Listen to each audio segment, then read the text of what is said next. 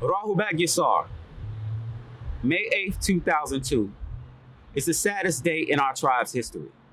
The day our master teacher, Dr. Malachi Z.K. York, also known as Baba Yananin, was kidnapped based on false allegations. Since this day, our tribe has suffered the seizure of our tribal land and scattered throughout the world in an apparent attempt to annihilate our existence. Many tribal members and their children are still plagued by these events. The safety and comfort of living and practicing our culture within the confines of our land has been stripped from us. For 18 years to this date, Dr. York has suffered the most inhumane treatment, torture, and inadequate medical care for his chronic medical conditions. His kidnapping and severe mistreatment has affected many members of the tribe in a negative way. Here are the testimonies of the post-traumatic stress suffered by members of the tribe since May 8, 2002.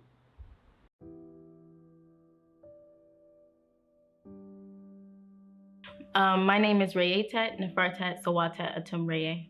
Atumtet Sakatet Nefertet Sawatet Atumreye. My name is Nabab Sawaw Atumre Afaf Bata. My name is Shu Ankh Ray. Government name is Robert Spike. Nasir Atum Hutep Emre Atumreye. My name is Imhotep Khufu Hetep Ba. My name is Ka'abmus. My government name is Isaiah Jackson. My name is Nabab Ma'at. My government name is Austin Gonzalez. My name is Amon Gonzalez. And I am D'Angelo Gonzalez. I'm 27. I'm 25. I'm 22. My current age now is 49 years old. 48. 18. I'm currently 20 years old. And I'm 32. And 26. 24.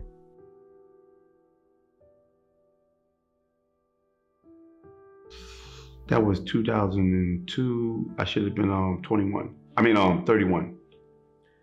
I was born in about 2001, so I was probably only a couple of months old.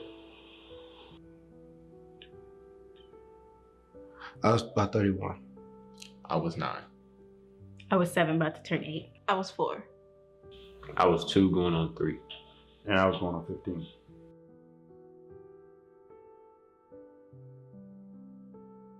I was in Atlanta, Georgia. I would like to say I was home, I don't know. When the raid took place, I was actually working at the Georgia War Veterans Home in Milledgeville, Georgia. It's about 30 minutes away from Tamare. So I was at work when it actually was going down. On Tamare, you had different houses. I was in the first house, which was Boy's house. I was in the playground. I was in the playground when the raid happened. I was in house 100 at the bottom of the hill. On Tamare, there was a building named House 2. I was in that particular location when it actually started. When when the raid happened, I didn't live on the land. I lived in Edenton. Me and my family, we lived in the trailer home in Edenton during the time of the raid. That would have been Macon, Georgia at the time. We was living in Macon, Georgia.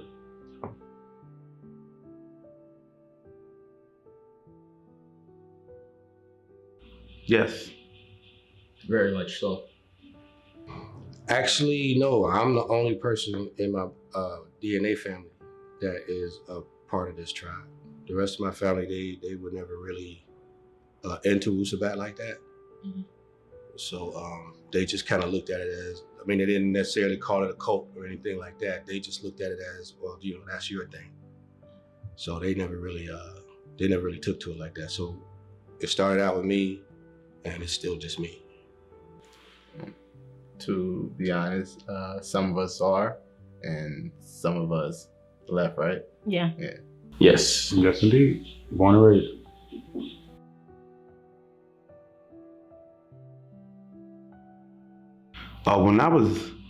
I didn't particularly live on the land, but I used to come on the land every day. I lived right outside the land in Edenton, Georgia, and I would come up there every day, help build, the sites carving, digging, just forming the land when it first started. So it was like a great experience, especially when everything was mostly done and we had all our different spiritual sites, the pyramids, the temple, the Ramses Social Club.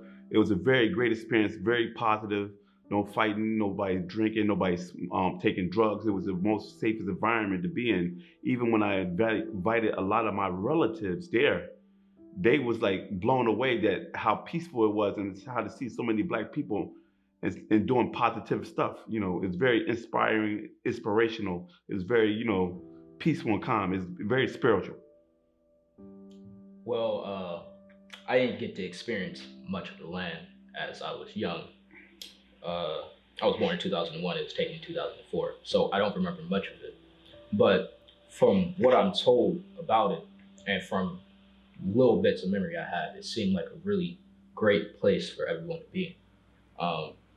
Whether you were any race, a lot of people was welcome there, and that's about it. All I can say about the land. We were just talking about that. Life visiting the land, because like I said, I lived in Milledgeville, so I went up as often as I possibly could, for different events and to help work and things like that. And once you crossed that pylon, you automatically knew you was in a different place. The whole vibration, the whole energy, Tamare had its own energy. It was completely different from being out there in the world. That was one of the things that we had the benefit of being able to, coming from outside and going to that place of peace like that. I mean, you had the Om chant constantly playing. The energy was completely different. I don't remember too much, but it was a warm, kind of loving feeling.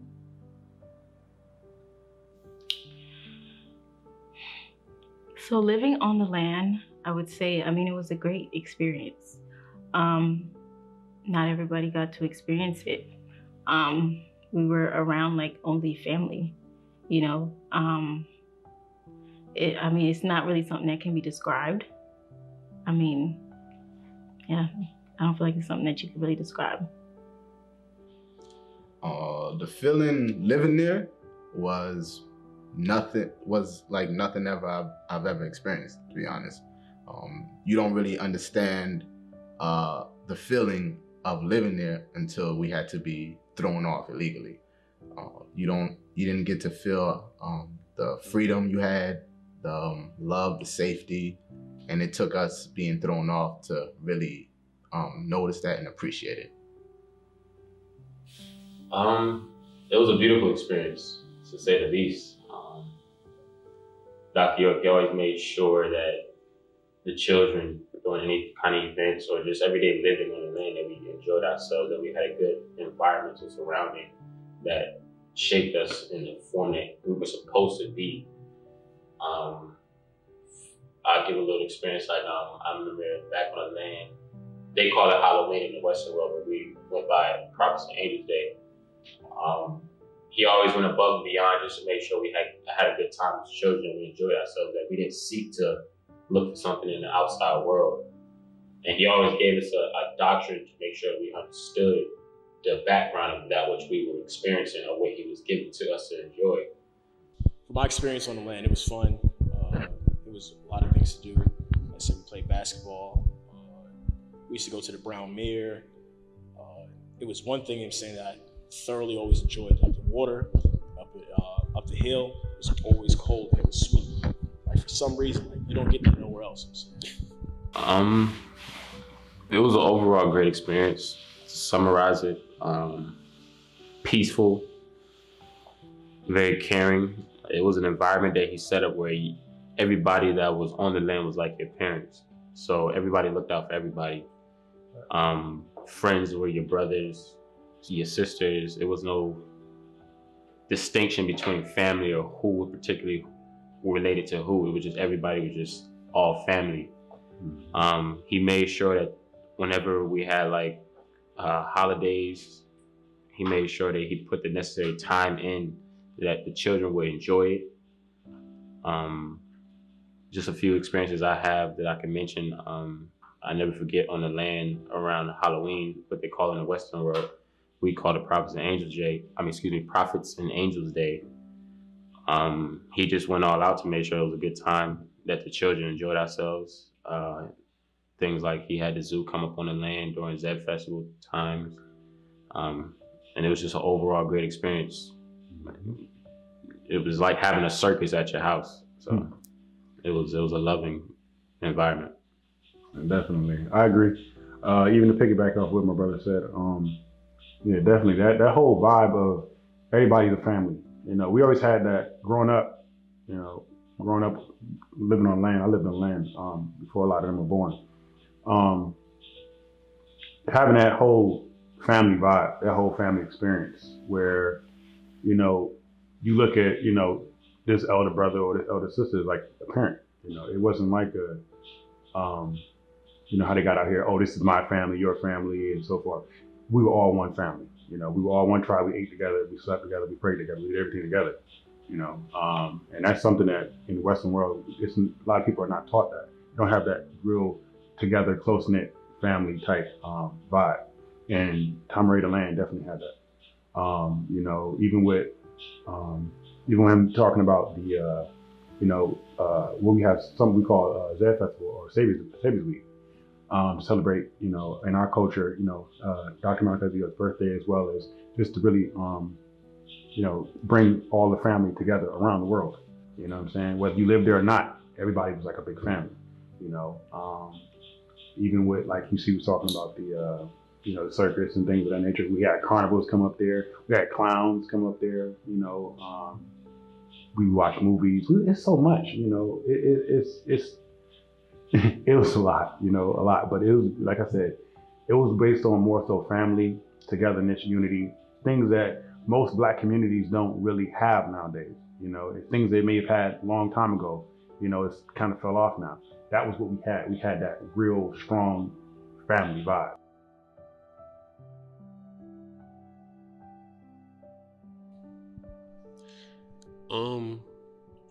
It was definitely a effect that took place when the raid, when everything happened. It's just over time. Firstly, the first thing that I noticed was that, now looking back on it again, is that it put me in a state of paranoia. Like, I remember being a kid and I was afraid of cops. Like, as a child, I remember being afraid of cops. In my mind, police were like bad people, evil people, stuff like that. And not because of anything that I was taught, but because of what I saw. It put me in a state of like, the police are evil. And because, like I said, once again, I didn't live on the land. I lived off the land. So seeing certain things from a point of view, from even being off the land and seeing how the raid happened, going from there and being able to adapt to the world was definitely a problem for me. Because one, I was young when the land got taken. But even after the land got taken, for those of us who stuck around and tried to keep communities going and stuff like that, we always had certain things that was going. But even with the certain things that we tried to keep going, as far as the schooling and activities and things like that, we would always get affected, or we would always get harassed by the government. And it got to a point where it forced us to have to, I remember it got to a point where it forced me to have to go into public school. And just going into public school alone was like, I didn't fit in. It was obvious that I was different from everybody else. And being in the world today and how kids are today and back when I was in school is like, it was ruthless, so to say. And not saying that we was innocent or we was vulnerable or anything like that, but it was certain things that you wasn't used to, like drugs and things like that on the school bus. It was things that was taking place in school and on the bus that I just wasn't used to seeing. And I was kind of always considered an outsider because of that. And it got to a point where, because of that, because I couldn't fit in, because I wasn't able to adapt to that, I just became rebellious. It was very hard on me because, first of all, this is somebody I knew since I was a teenager. And none of the stuff that was being said about him, that never happened to me. And I never heard any of that of happening to any other person. So when it happened, you know, a lot of people was like calling us all type. We was being persecuted, you know, not only by law enforcement, but also by people that we said that supported us, and they just turned on us, saying that I knew he did it and all this stuff like that. And they didn't even have the fact. It was as soon as they heard it, they was like, they wanted that to be real. Like a lot of people have a lot of biasness because like, it's one thing is I don't like you. It's another thing is like you being set up. And a lot of people knew that he was being set up, went along with the lies that the media or fake news was putting out against the master teacher. So, you know, when I'm sitting there trying to live my life, and then you got people looking at you like you're part of that. Like you're looking at me like I'm a child molester or a supporter of a child molester. And I'm saying that didn't happen, but you know, you got people that's attacking me and attacking my family, you know, and we being persecuted. And then when you talking to people, they say, "Oh, you one of them people." You know, it's like you feeling like a new form of racism, you know, from your peers and also people that were also former members of the tribe who actually believed that. And then when the truth came out, a lot of them didn't ever backtrack and say, you know, okay, I'm sorry, it's my fault, I apologize. It's people just want to live on, going on with the lie. Experience living off the land. Well, for one, I never got to experience the land in its true form because by the time I was old enough to remember, it was gone. So that right there, that's an impact on me because people, if they hadn't took it, a lot of the children that are being born now would have been able to experience it in its true form and how it felt, the amount of love and unity that was there. And they took that away from us and we never got to truly experience it. So that right there. So, going up there and working, you know, helping to build Tamare into the vision that the master teacher had for it. A lot of us that were doing that, we saw his vision for it. It was a labor of love for us. It wasn't about money. It wasn't about none of the other stuff. So for that to be taken from us, it had a really adverse effect. Okay, like when we got the news that this whole thing was going down, the first thing we did, luckily we had a I guess you could call her a sympathetic sort of supervisor, and she allowed me to go ahead and leave work a couple of hours earlier to go down there and assess what was going on and try to find out what was happening. So a bunch of us jumped in my vehicle that I had at the time, and we drove up there. By the time we made that turn right there on Shadydale Road, you know, we got almost to the land, probably about halfway, and we got blocked off by, you know, sheriff's office and all kind of, I mean, the whole thing was just blocked off. And they literally stopped us and like literally pointed a shotgun at us and was like, if y'all don't turn around. And the smirk that dude had on his face, I'll never forget it. While he pointed the shotgun at me with that smirk on his face. I didn't catch his name, but I'll never forget his face. But that made me think a lot about what Tamare could have been, you know, and for them to take that away from us, that was heartbreaking. Because like I said, we're sitting in that car and I'm trying to, you know, our main thing was, first we was like, is Doc okay?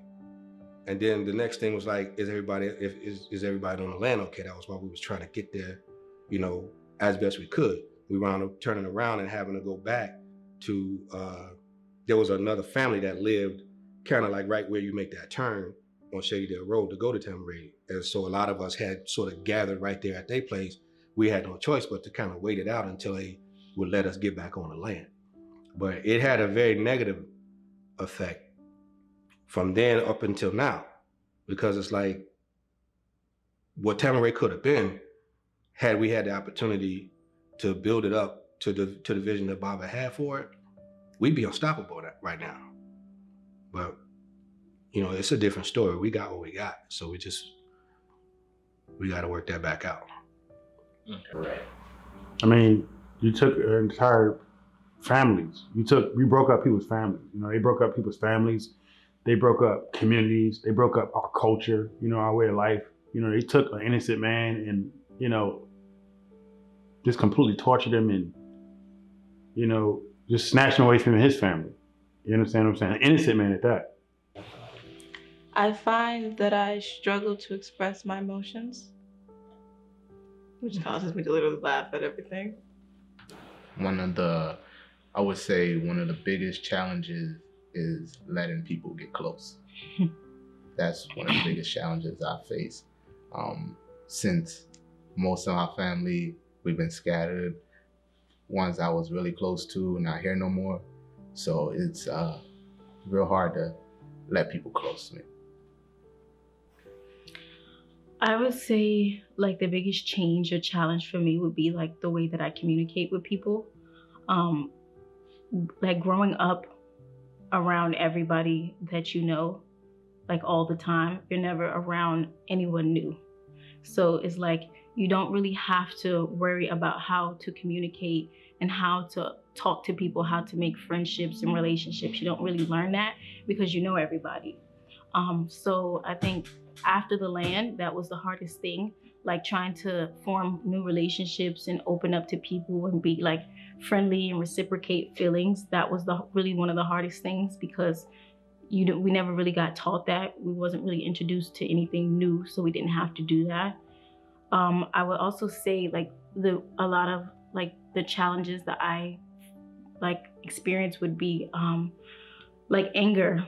I felt like post everything that happened, I felt like it made me angry.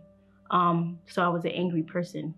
And there was really nothing that could change that. Like I was just filled with like rage like daily because I just, it was a bad situation.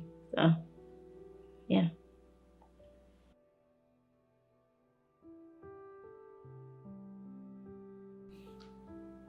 I was never really told because I guess I was too young to understand. But when I got older is when I really found out what happened.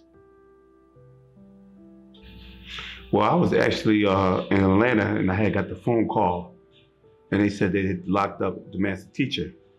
So the first thing I did was drive and go straight to the lane and see what was going on. Well, how I heard about it was, I was young then at the time that it happened. But as I grew older, I think around the age 5, 6, or 7, it was around that age where I truly knew that he was incarcerated. That's when I was told or informed of it. And I really still didn't completely understand it then until I got a little bit older and it truly set in what had happened, that he was gone and that we didn't have him anymore. Oh, I was at work when it happened. Like I said before, a broadcast came over the news. I worked as a recreations activity leader at the Veterans Home for the old retired veterans and stuff like that. So I was in they had a recreation hall, and I was in the recreation hall actually doing some paperwork, and another brother who was also we were using the term Nuwaubian at the time. Another brother who was a Nuwaubian called me and told me I needed to get to a TV, or because they had this news broadcast going on. So I ran and turned the TV real quick, and it was all broadcast all over the news. I actually was at home that day. Me, my parents, of course, and my siblings. We was at home that day. I think my father, if I'm not mistaken, my father had got a call from one of the brothers that was close, that was supposed to be going towards the land, to turn on the news. And I remember, I think it was on Fox 5, it was on CNN, it was everywhere at that time. And from what I remember, I ran upstairs because I heard both my parents, they was crying, they was upset. And I was like, what's going on? So I went upstairs and I'm looking on the news, and all I see is helicopters and all my family that's on the land, on the ground with guns and whatnot to their head, kids on the ground with guns to their head. You know what I'm saying? So that's what I remember seeing. And I was, like I said, that when that happened, I was like probably about 14. It was, so that was May, yeah. I was about 14 at that time. And I remember just crying, just seeing it, because it was like something unreal. How we heard about it was when they took us out of the house with at gunpoint. Of course, we couldn't put our shoes on. We couldn't do any of that. We had to sit in the hot sun. Then they took us to the temple, which we call Solomon's Temple, and they told us that Dr. York was incarcerated. And we know, of course, we were young. We started crying. We asked, well, the adults asked what was the reason, and they said that he was locked up for molestation, and everybody was pretty much in uproar, like he would never do something like that. So, I found out after the land was raided by the FBI. Everybody was placed into the temple, all of the kids.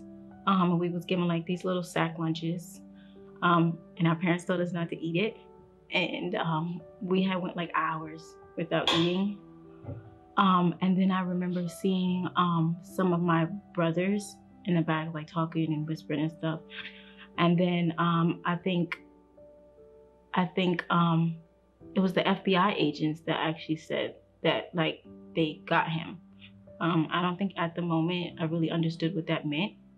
And I don't really feel like anybody directly told me until like we were watching like it on the news like days later. Well, we call it Solomon's Temple. It was pretty much like a church style temple. So we had gatherings there, different things like that. They put us all in there and explained to all of us as a group that pretty much he's been incarcerated. How I heard about it was, I remember we was all in the living room, and I remember my parents getting a call on the phone, like the old school phones with the cord and all that type of stuff. I remember they going to the kitchen and getting a call on the phone, and I don't know what was said, but I remember seeing my mother. She started like, getting frantic, like, oh my God, what happened, this and that, stuff like that. So I remember everybody, we kind of went to the kitchen and being told that Baba, or Dr. Malachi York, was arrested. So at the time, I didn't really understand what was going on too much. And I remember, so we immediately went to the living room and they was like, turn the TV on, turn the news on. And I remember going to the TV and watching the news and watching like cop cars just like go onto the land, like it was like a row of cop cars just pulling onto the land. So I remember my father was saying like how he gotta go. So he ended up leaving the house, and I don't remember what happened after that, where he went after that. I remember he was saying he had to go to the land though. And then I literally just remember like crying, just because just seeing what was going on. I didn't know to the extent of how bad it was. I just remember them saying like they took Baba, he was in jail, and I remember seeing on the news just like a bunch of cop cars and stuff just saying like how they've raided the compound and all this type of stuff. But that's pretty much how I heard about it. During the time when the raid took place, I was around 2, like I said, going on 3, but it wasn't until I got to the age of about 8 or 9 is when I was able to comprehend the situation that took place and actually acknowledge that he was gone from my presence. Doing my own research and, just diving through the internet and finding out the logistics on the case and what took place. It was around 8 or 9 is when I was able to comprehend what took place.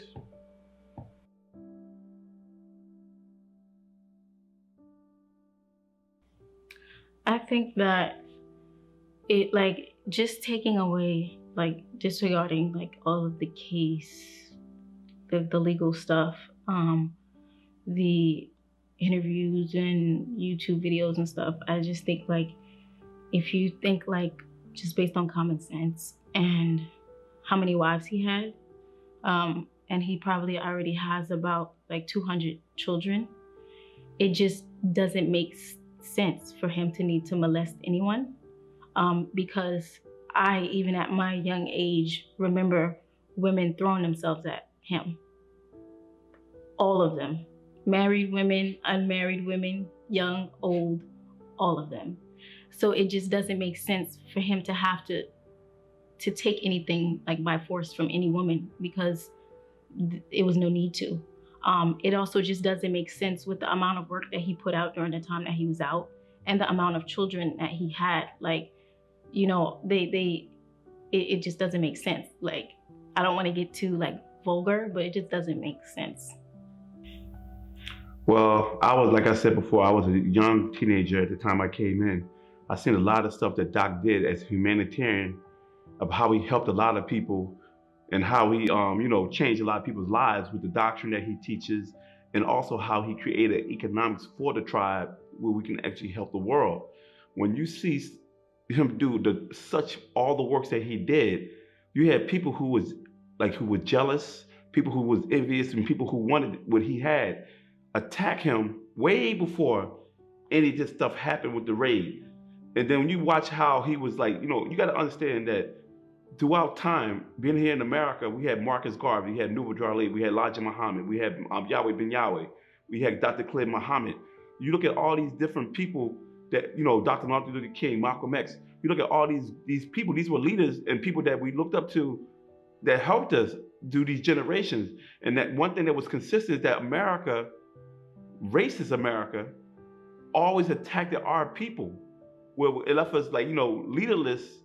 And when Dr. York got taken and they came with all these fabrications and all these lies, it wasn't just about him, it was about his doctrine that he was teaching. Because his doctrine was changing the world. It was changing the entertainment world, it was changing the music world, it was changing everything. A lot of the people that's in that world was being influenced and being, taught by Dr. York. So they was like, we got to shut him down. And this is why, I look at it as how they came at him because of what he was teaching. Had he not been teaching none of this stuff, they wouldn't be coming at him. But at the time the master teacher was being persecuted and locked up for it, he said, look, y'all next. He made the statement he was talking about all the leaders and all the entertainers and the musicians and all the actresses and rappers and all them. He said, y'all gonna be next. He said, they take me now, they gonna come for y'all next. And now look at what's going on with Bill Cosby or R. Kelly and all these different people. They try to get Jamie Foxx, they try to go at Morgan Freeman, and they come in with the same allegations. They even came at Russell Simmons. They coming at everybody. You know what I'm saying? And then people say, well, if 100 people said they did it, he did it. But then when people come back and say, well, it didn't happen, nobody's really going back and saying, oh, we apologize. The media or fake news is attacking our leaders. And the same thing happened to our master teacher. So you can imagine if social media had been created back then, well, really, that would have been even worse. If social media was at the time going on back then. Every encounter that I ever had with Dr. York was always a situation where he taught me something. I got the opportunity to talk to him, not on a regular like some folks, just whenever I went up to go visit and have a conversation with him. And people give off a certain vibe or a certain energy. And Dr. York never, ever, ever, ever gave me even the slightest impression that he would be guilty of something like that, ever. He's just not that type of person. That's not the energy that I got from him. He always taught me something every time I came in contact with him. And I've seen his interaction with children. I'm not saying I'm,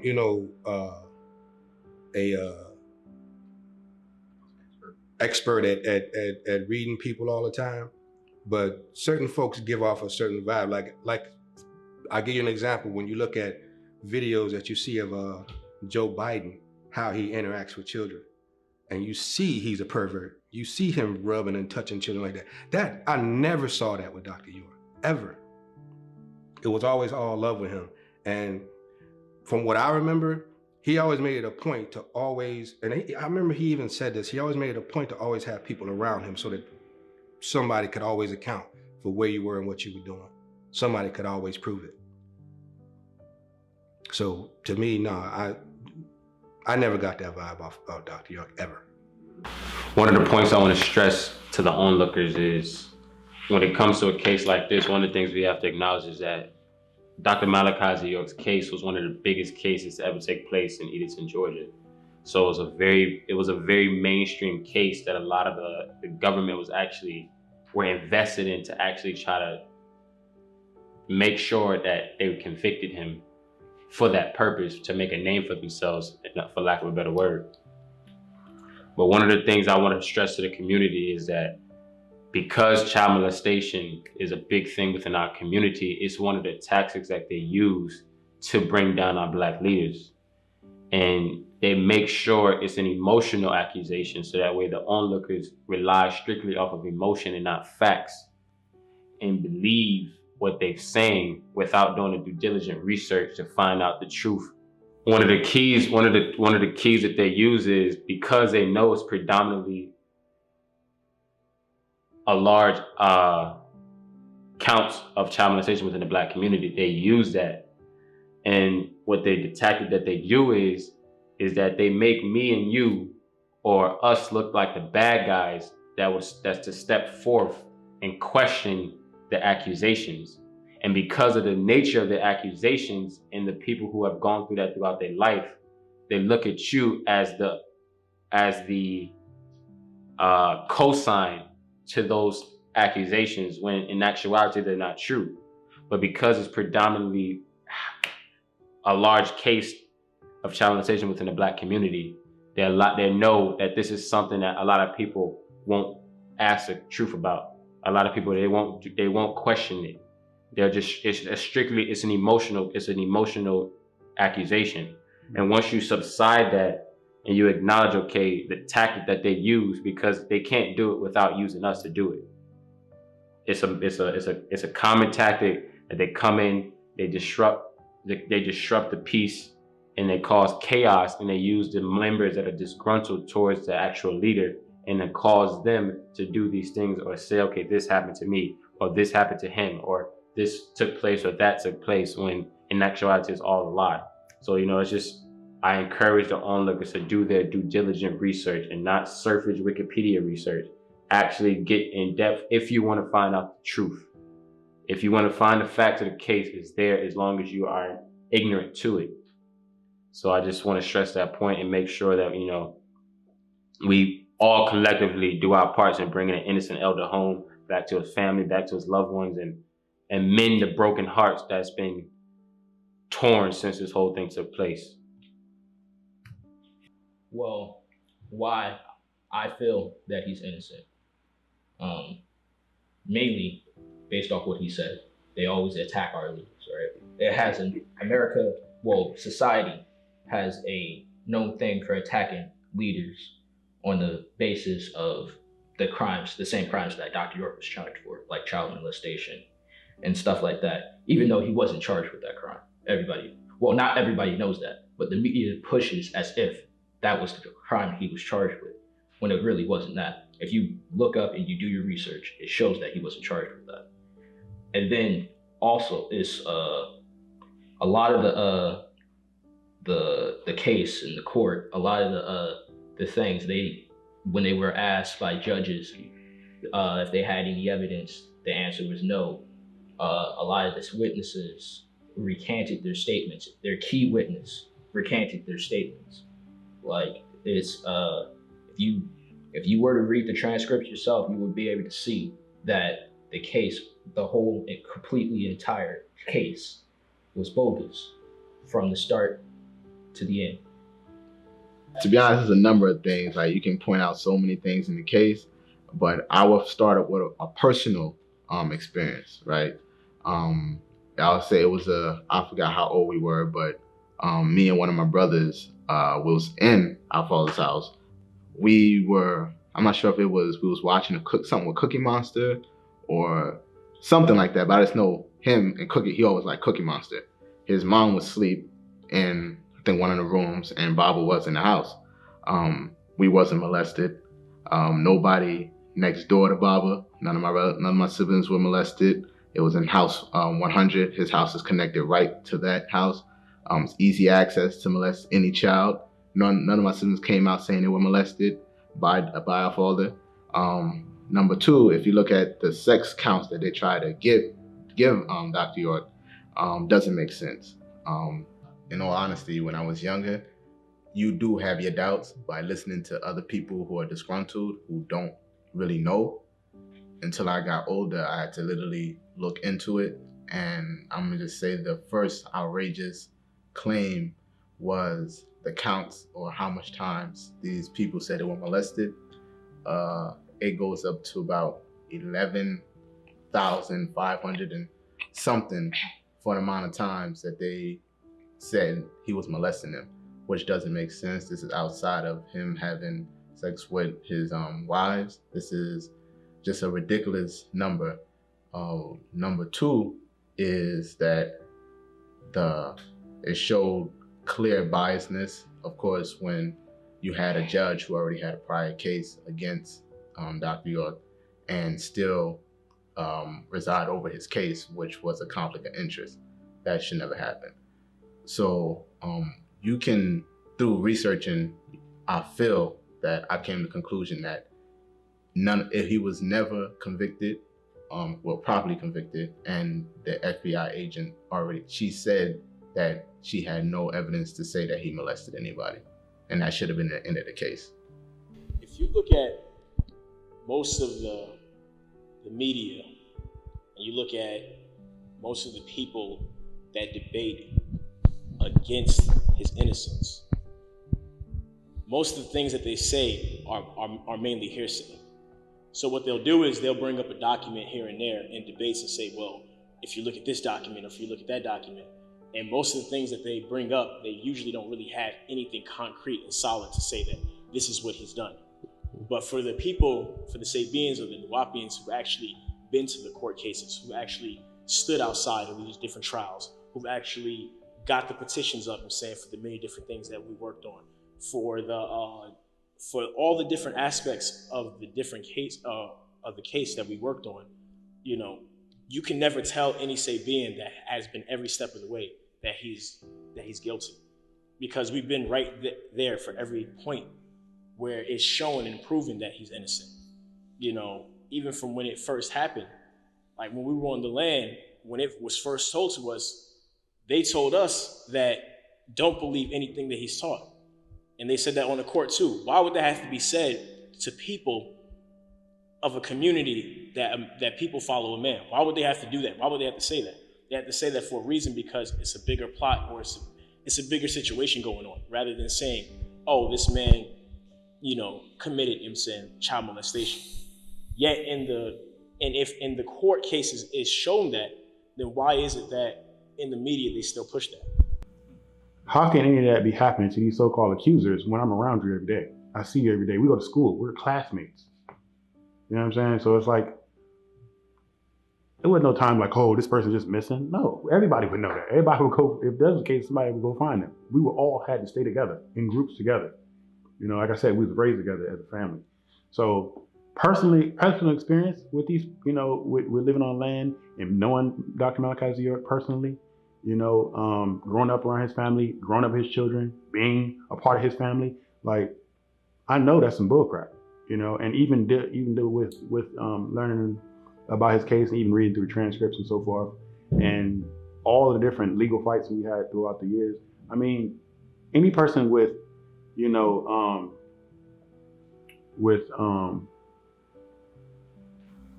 reasoning will see that it's clear as day that they set him up, because they seen a powerful man, and a black man at that, in America, in a southern state, in a country full of racism, building up pyramids, showing the power of how black people are, showing our what we can be unified together, all those different things, like, it's unlimited things we could talk about forever, and that kind of impact in that small, town, of course, you're going to have these people trying to come up against him. They want to stop that. They don't want nothing progressive like that. And it wasn't nothing like he was teaching it's only about black people. We had everybody, every race, religion, creed, everybody that was living on our land and that was around us. I grew up with all kinds of people, so for people to be like, oh, he's a molester, can you prove it?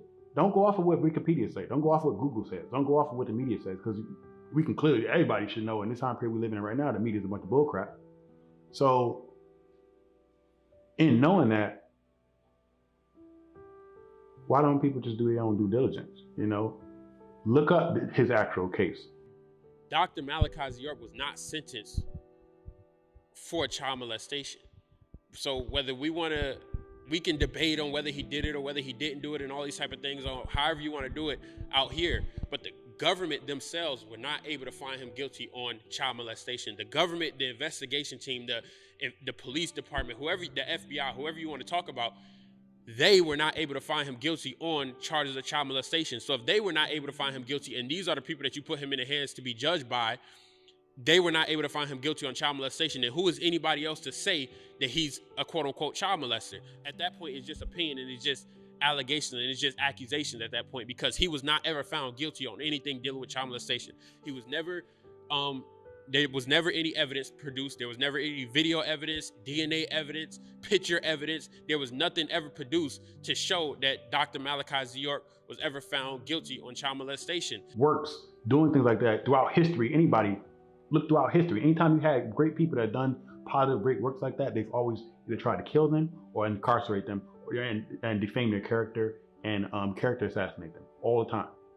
I say Dr. Malachi York is innocent for numerous reasons, but the ones in particular that I want to touch on is, if you look at the things that Dr. Malachi York was doing, if you look at the way that he was bringing people together of all races, not just black or, he was bringing people together of all races. He gave us a land for us to live on. He gave us, a language for us to speak. He gave us music that we listen to. He gave us foods that we eat. He gave us a culture. He gave us a way of life. And when you look at the world that we live in, the world that we live in is focused, and the world that we live in is focused on taking culture away from us. It's taking who and what we are away from us. And Dr. Malachi York gave that back to us. Just to expound a little bit on why I know for a fact that Dr. Malachi York is innocent. Just a little bit of facts we could deal with is, one, when you look at his case, they tried to say that he's incarcerated for child molestation. One, that's a total and complete lie. If you look at the actual records of his actual conviction, he wasn't incarcerated on any child molestation charges. It wasn't until the court when the judge, Ashley C. Royals, asked one of the FBI prosecutors, which was Jelaine Ward at the time, did she have any evidence on Dr. Malachi York that could prove that he actually committed these crimes that they're accusing him of? And her answer was no. They questioned one of the doctors, the female doctors that was actually residing over the hospital at the time, that they bring the kids into to be examined for any kind of child molestation or any kind of touching at the time. And her name was Shane Oxford, and she testified, no, all of the children tested negative for these accusations. The judge that was residing over the case was actually a conflict of interest, because he oversaw a previous case dealing with Dr. Malachi York's wife and his father-in-law, where the hospital at the time was performing surgery on her father, and they left a surgical sponge inside of him, and they wound up causing him to pass later on after his surgery.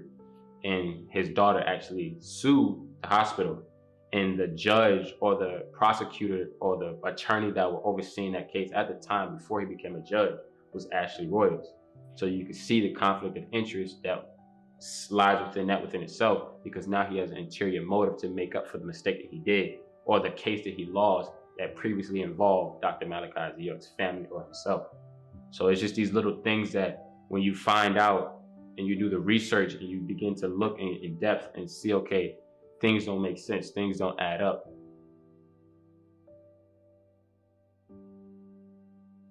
I lost a lot. I lost, we had a lot of businesses, we had a very thriving enterprise, and with him being set up the way he was, it had effect on our economic basis. Then you had the government playing, we lost a lot of money too, because we had a lot of lawyers that we hired, and a lot of games was being played with the court, where the money that we spent, millions on his defense, a lot of the lawyers were being threatened by, if you don't play by these rules, we're going to take your license and disbar you. So it was we lost a lot of members, we lost a lot of resources, we lost a lot of money because we was at war with the judicial system of the government and their corruption. You know what I'm saying? Then we lost a lot of time also because we had a lot of people who were working, who were supposed to be working on our master teacher's freedom, who was actually working with the other side and sabotaging things from the inside. So we lost a lot of good people in the mission who were really about Pop's freedom and innocence, but people were attacked on a different level where they were removed from the nation, like where people was forced out of it because you had the government coming down on our own people, and people, taking that side against us. And we lost a lot of good people and a lot of innocent people who had nothing to do with anything, who just had love for our master teacher and wanted to get his innocence proven, and we lost a lot of those people too. Well, what we lost since his incarceration, a lot of friends and family, a lot of people have fallen off too, because they just lost hope or they felt there was nothing else left that they could give. That it took a toll on a lot of people. I had friends that I grew up with that I thought I'll be around forever, and it's just it gets hard, trying to stick through this, hold on to the rope, and it seems like I guess they wasn't built for it, they wasn't ready for it, but eventually I feel as if all of them come back with time. When he's released, when he gets back, we'll have it all back. Like I said before, I feel like we all lost a huge opportunity to not only have our own land and practice our own culture. We literally could have been self-governing by now. Tamare would have been its own state by now, had we had the opportunity to build it up like we wanted to, like we could have. There were people trying to come in there from McDonald's to different hotel chains that wanted to build hotels there, and the vision was getting bigger. So we lost out on a huge opportunity. But, at this point, we can still get it back. So I would say we lost, more than Dr. York. We also lost the person. We lost more time with our father. We lost the land, our place that we called our home, that we were raised and growing up in. We lost many, to be raised around many of our family members and all of that as well. If I had to go into things that I've lost since Dr. York's incarceration, obviously for one, Dr. York. 2 is the land, and with that comes, like I say, I feel like one thing we got to realize when we're dealing with the whole case is that, yeah, things happen physically as far as the land being taken and stuff like that, but I feel like a lot of people fail to acknowledge the mental effect that it has on a person. And being that most of us were children at the time, we failed to acknowledge the effect that it has on a child, let alone a child going through this for 17 years or 18 years. Because for me, I always say this, is that this happened when I was a kid. Like, I was a baby, and now I'm a grown man still dealing with the same type of situation, still seeing the same type of things, still being reminded of what happened in the past. So as a person alone, whether you Nuwapian or whether you say being, whatever you want to call it, whether you're a regular person on the street, we fail to acknowledge the trauma that we're put through, one from a day-to-day, just as a regular person. And then, so when it comes to something like this, we got to remember that this raid that happened on the land, what happened with Dr. Malachi York, was the biggest raid, one of the biggest raids in the United States history.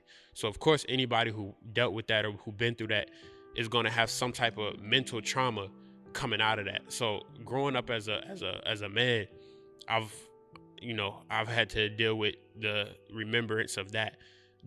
I had physical blood family who was a part of the tribe who I lost communication with behind the raid. Friends, people who I was close to, who I lost communication with behind Dr. Malachi York's incarceration. And just a lot of, like I said, when it comes to adapting into the world, I told you the point of, my point of view of adapting to the world as a child.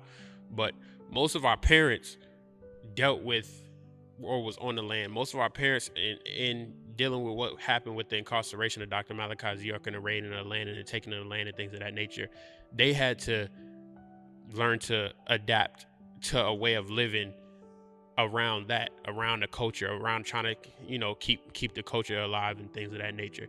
So when you ask, what have we lost, or have we lost anything? Yeah, the people who still here, the people who still fighting for the freedom of Dr. Malachi York, and even the ones who aren't, have lost a lot, whether we want to accept it or not, whether we want to agree with it or not, or whether they even want to acknowledge it or not. I'm saying that you lost a lot. We lost a lot. I lost a lot going through the whole situation. I would have to say it will go back to the first thing, that bond with a lot of the family members that I lost. Sense of safety, sense of family, all of that gone. That would be like the biggest thing that I felt I lost. To me, I don't think that, like, out of everything that I lost, I don't think that there's an outside of him. I think that was everything to me. And losing that, or losing him, was losing everything. I lost a lot of friends. A sense of security, I would say, because that's one of the things that Dr. Malachi offered to us as a people within the land that he was constructing, is a sense of security. It was a safe haven for all that seeked a community type vibe or a family type vibe. So when he was taken in the year of 2002, May 8th, a lot of people's foundations were shattered. So a lot of people fell victim to homelessness. A lot of people fell victim to drugs, gang banging, drinking. It's a lot that took place, but just to say the least, for me personally, growing up in it, I lost a sense of security, and I lost a lot of friends to this. I definitely say, like I said, family. That's the main thing. Like I said, we all grew up everybody on the land, we grew up as family. Whether it been children, adults, whatever, we were all one tribe, one family. Always been taught that since childhood. Like, that's literally one of our biggest things. It's togetherness, family. It's just, like you're saying, security.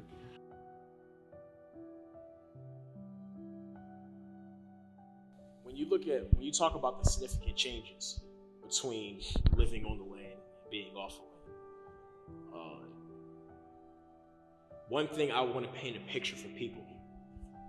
When you say living on the land, we're not talking about somewhere where we were just there. We just, it was a place where people were just there. We lived there.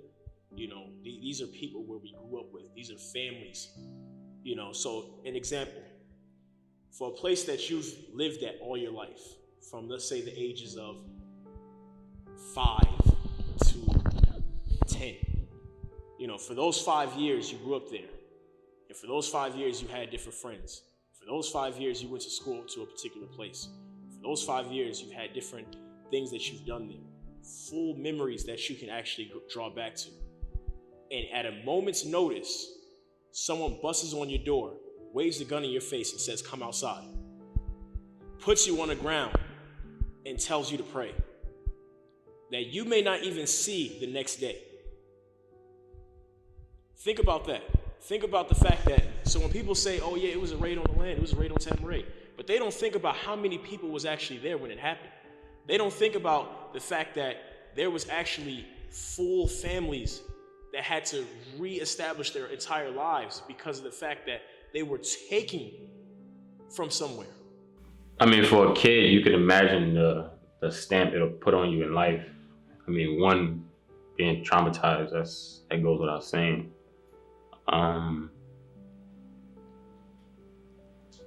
It's like a burden of fear that you carry on your shoulder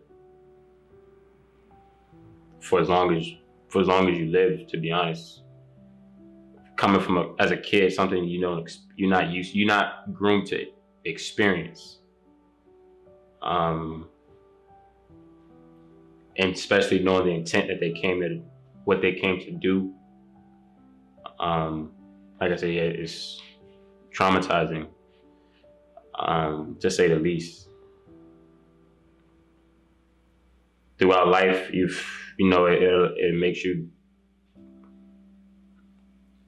you build a wall or a shell that you confine yourself to, due to the way how we were raised and the mentality that he was grooming us to have.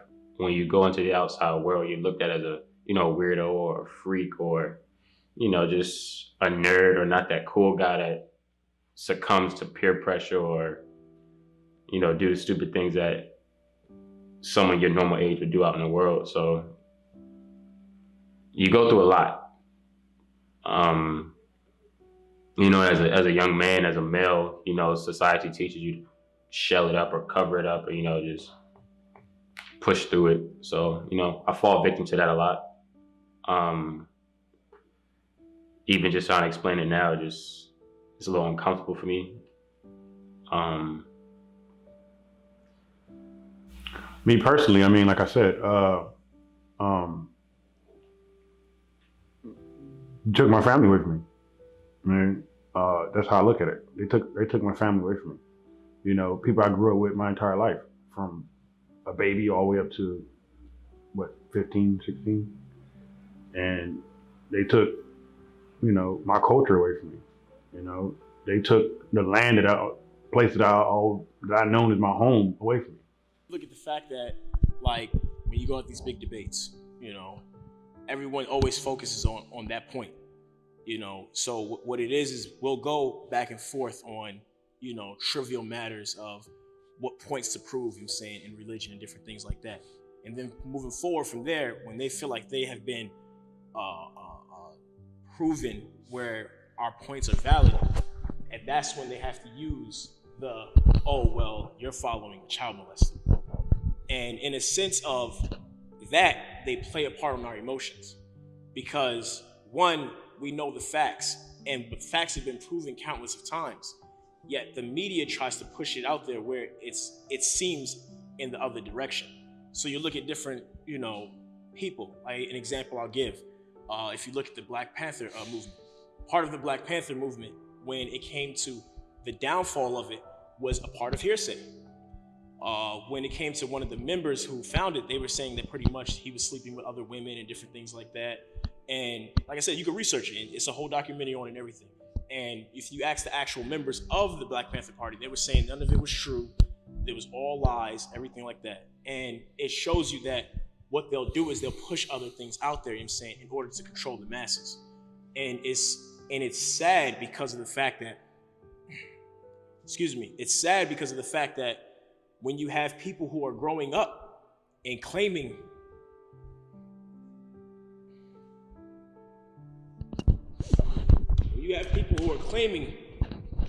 to be a Sabian or Nuwapian, and they have to deal with the problem that someone's saying, oh, well, your master teacher is a child molester.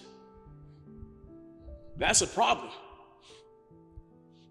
Because no one can truly, fully express their culture the way they want to when they have that statement being made on them.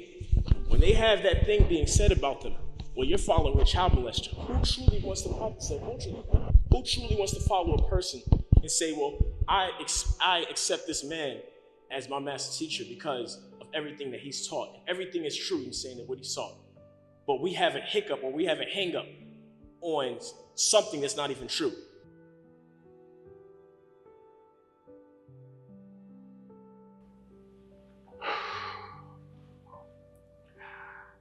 For a long time, I had some of the strongest animosity towards some of those people. For a long time, I was just like, how could y'all do that? Since then, it's been like, I mean, with a lot of the revelations that, you know, the master teacher kind of put out there. See, he always had this knack for making me see things a different way. Because I've always had the habit of really, you know, kind of a one track. If I see you a certain way, that's who you are to me, until and unless you show me something different. But Bob always had that. He always had that knack for making me see things different.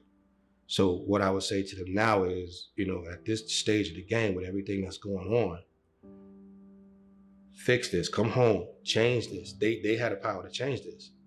You know, the few that haven't recanted, or the few that know what they did, they had the power to change this. Come home.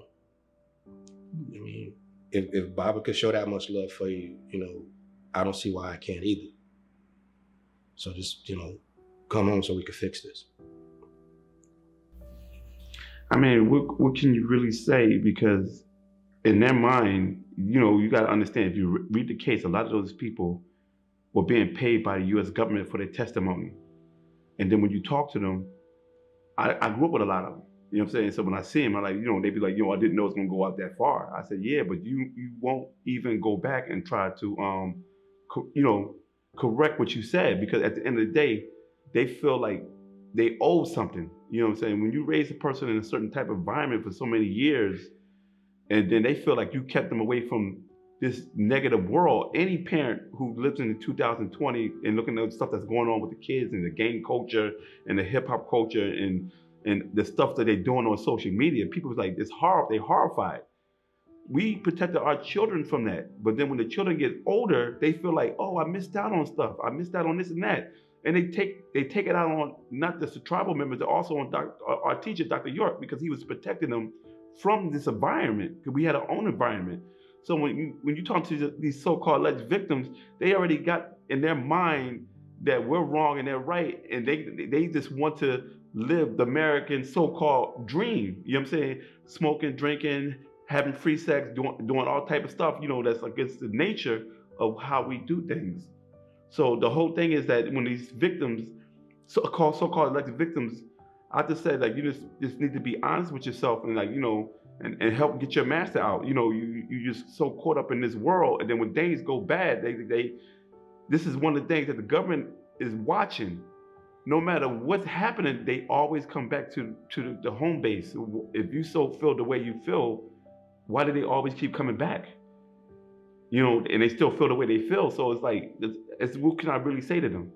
You know what I'm saying? All that I can say is that, you know, you just be honest with yourself. You need to stop it and help our master out, you know, and get out that those false feelings that you created. What I would say to them is, you know, just tell the truth. Help free our teacher. You'll still be welcome back. We don't have any hate in our hearts for you. You were going through something at the time. You know, you were coerced. You'll be forgiven. How does it feel knowing that every day you have a chance to right the wrong and take back all the damage that you did to so many children, so many families, but you're just not doing anything? I would say the same thing that Dr. York has always said. You know, he welcomes them with open arms. You know, and that regardless of what happened and how it transpired and everything like that, you know, this is still a home. You know,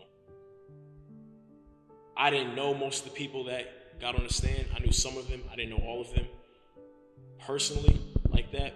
Yet, still, like, you know, if Dr. York has the heart to forgive people, then I can forgive him too, you know, for anything that transpired. But like I said, I mean, it's a home here. You know, we're all still family. You know, and you know, we can work it out later on after he gets free. But let's open up.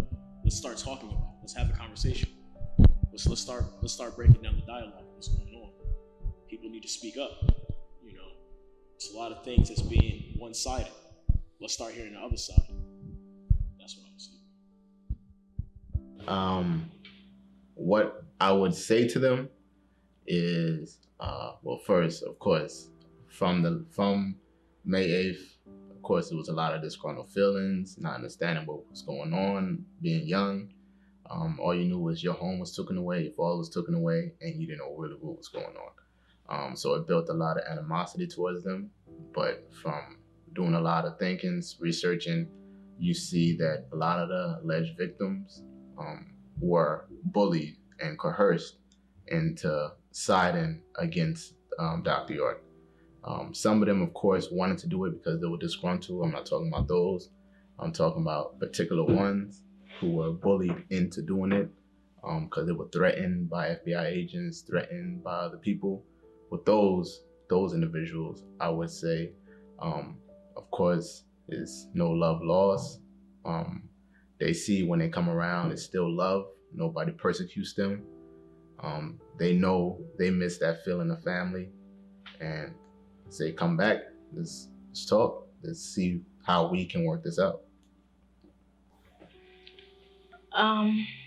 My response to the alleged victims, really just to the alleged victim, really is that I don't have a response for them. At first, like he said, when I was younger, I was angry. I was typing up messages all the time, going off all the time. But now that I've taken time to think about stuff, I really don't have nothing to say to them. I don't agree with him saying about come back. No, that's fine. I don't agree with what he's saying about come back and we'll open you with open arms, because anyone who could let their feelings about money or like their personal relationship with him cause them to not only lose like a large part of his life, but they also could have gotten all of us killed that day. So it's like, it's no hate or anger towards them, but it's also just nothing to say to them. There's no need for any reaching out, any relationships, any mending, anything. It's just like, you are who you are, and moving right along. We know that most of those people were put in situations where they had no choice. Most of those people were set up by the government. Most of those people were put in predicaments where it was either me or him, or it was either my family or him, or it was either my friends or him. And those people chose him over, their personal family or friends and things of that nature. So we do acknowledge the fact that people were put in situations and this is nothing new. It's been done throughout history. So it hurts that it had to happen like this. It hurts that so many people had to have been hurt, insofar as people who lost the land and people who had to be on our end of what happened during the case. It does hurt that it had to happen this way, but we're not cold to those people who did it. We're not shutting them off. We've always been taught that we was a family, and that families do have problems, families do have issues, but we're never too good to work it out between ourselves. And like my brother was saying, is we can bring him home and deal with our issues and our problems later, but at the end of the day, this is still home. So just looking at it from where's everything come to and how we are now it's crazy, because we know he's innocent, y'all know he's innocent, he knows he's innocent, they know he's innocent.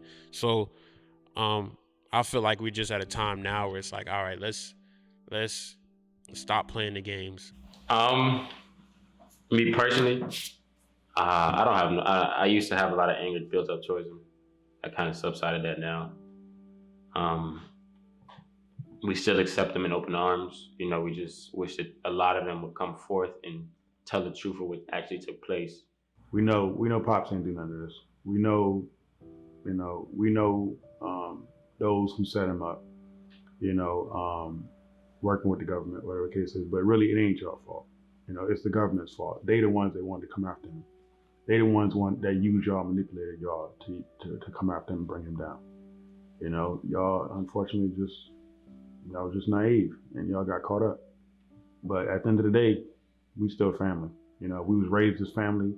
We was raised as blood brothers and sisters and family. So, this the time, come back home. Y'all see what's going on in the world. Everything Pops always taught us as kids, y'all see what's going on in the world. So that an innocent man, an innocent elder, I want to stress the fact, an innocent elder can be released home to his family. A lot of children have grown up fatherless. Right. A lot of homes grown up broken. Right. It's a lot of traumatizing experiences that a lot of children has gone through based upon the situation that took place.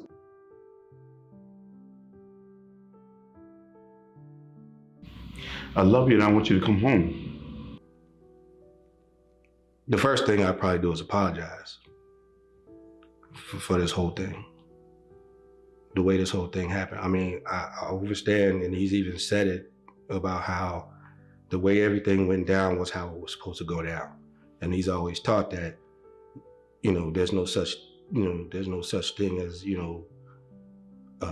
faith, if you want to call it that. It happened how it happened, and there was no other way for it to happen, and it had to happen.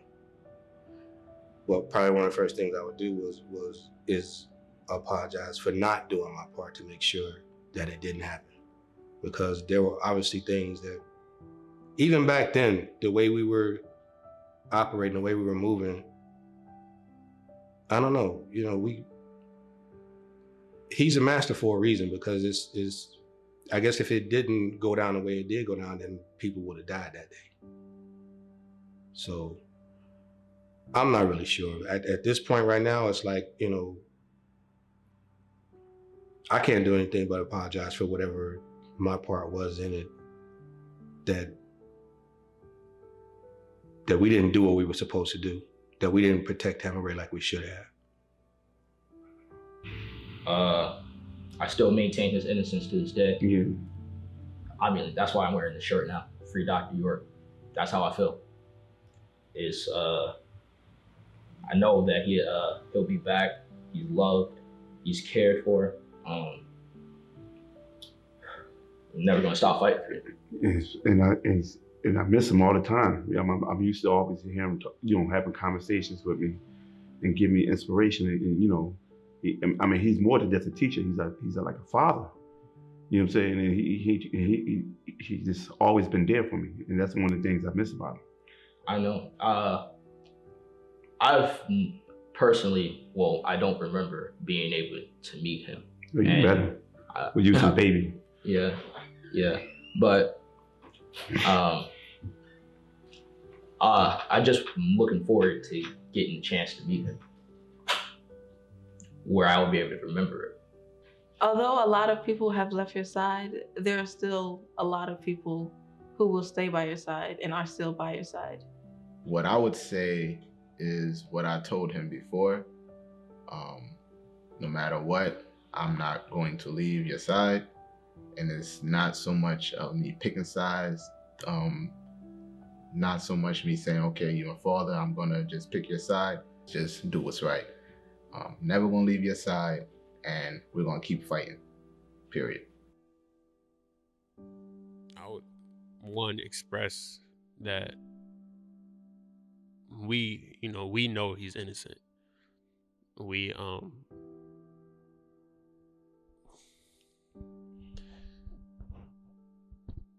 know he's innocent, that there's still people out here that do know he's innocent, that there's still people out here that's still fighting for his innocence, and that he has a group of people or a team of people that's not going to stop fighting until he's free. That we do know and we do see what his purpose was, what he was doing. And like he's always said, that what we were doing as Nuwaubians was supposed to be the continuation of what Marcus Garvey was doing, as far as the Back to Africa movement. And now, seeing what's going on in the world, I see what he was doing and why it was needed.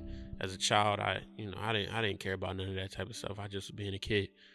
But as I grow up, I see why he's needed in the world, especially nowadays, in today's time, with all of the things that's going on and all the things that's happening. It's obvious to me and to most of us why Dr. Malachi York is needed. Like I said, I just want to reiterate his innocence. I would tell him that we know he's innocent, and we're not gonna stop fighting until the world knows he's innocent. One, I definitely, let him know how much he's loved, how much he's missed, how much he's needed out here in the world.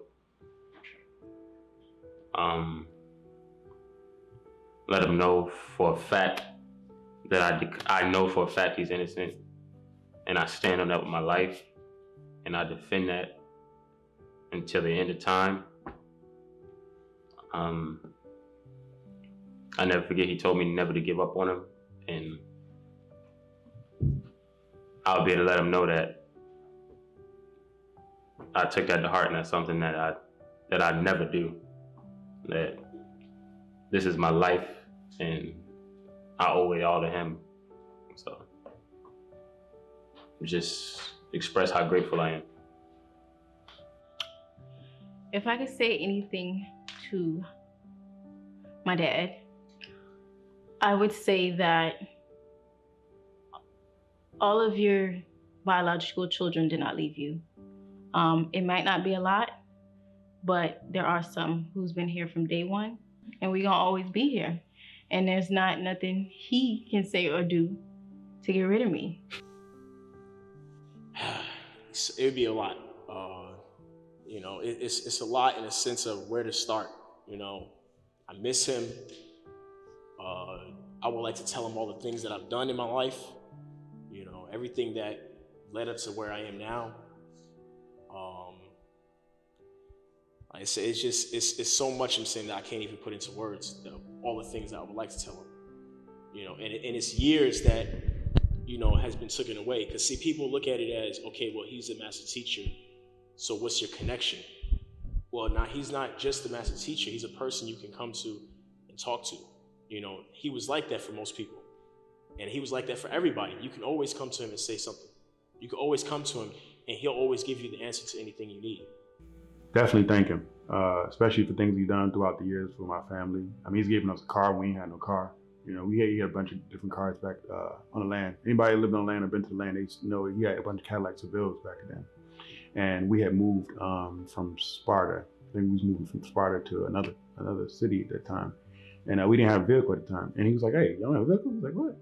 He ended up giving us one of his personal vehicles, so we can have a car, things like that. Like, I want to thank him for stuff like that. I want to thank him for raising me. I'm not, just some drugged up addict, a gangbanger, none of that. Like, he definitely, like I said, he helped me a lot, me personally, There's a lot of people who ate your food, slept on your land, bathed with your water, that have used that same mouth to slander you. As long as I am alive and well and I can speak, I'm never gonna allow it. It's always gonna be an argument or words, or I'm always gonna speak on his behalf. So that's what I have to say about that.